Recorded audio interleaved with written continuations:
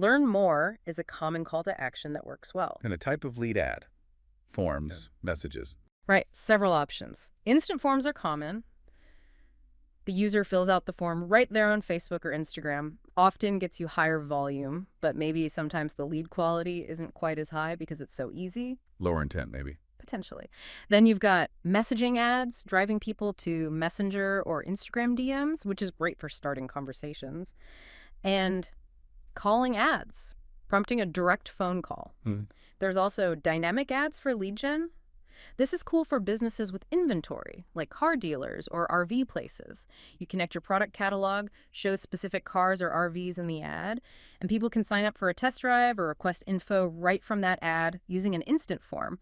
That can actually boost quality because it's so specific. So that leads to the quality discussion. Instant forms mean volume, but maybe website leads or calls are better. That's often the case, yeah.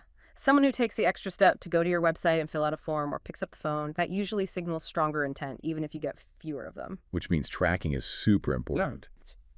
Non-negotiable. You absolutely must have your metapixels set up correctly on your website. And you need to define your conversion events, what counts as a success.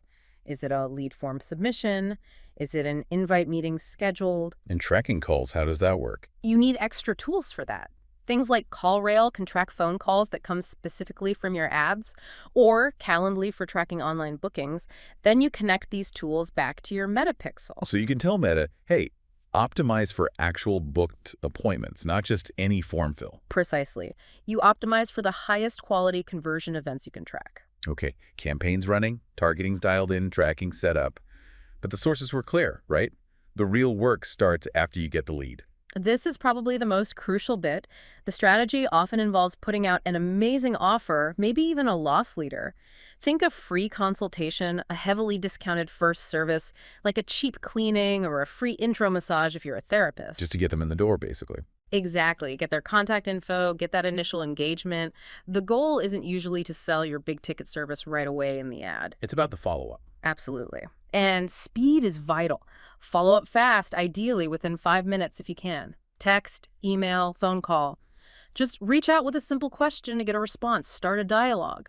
And then you talk about the main services. Right. The profit usually comes later from upselling or cross-selling once you've built some rapport and they've maybe experienced that initial offer. It takes consistent effort, testing what works, and refining your process. Are there downsides? Any big challenges mentioned for this local approach? Yeah, a couple. If you're in a really small town, you might just run out of new people to show ads to, leading to high frequency and ads getting stale. Ad fatigue. Right. And the flip side, in super competitive big cities, say New York, the cost per lead can get really expensive because everyone's bidding. You might feel a bit trapped by high costs. Also, because your audience is location restricted, some advanced meta features like lookalike audiences might not work as well if your initial audience is too small. So it's powerful, but needs thought depending on your market. And businesses can do this themselves following these steps or hire help. Exactly. You can definitely manage this in-house using this kind of framework. Or, as the sources mentioned, you can bring in a specialized agency like Grow Club Marketing or others mentioned to handle it for you, aiming for, better results without you doing the day-to-day. Okay.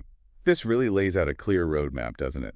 From setting up the ads to that critical follow-up for local businesses using Meta. It really does. When you put these pieces together correctly, even with the challenges, it's a very viable way to build a predictable stream of opportunities and deals locally. So here's a final thought for you listening.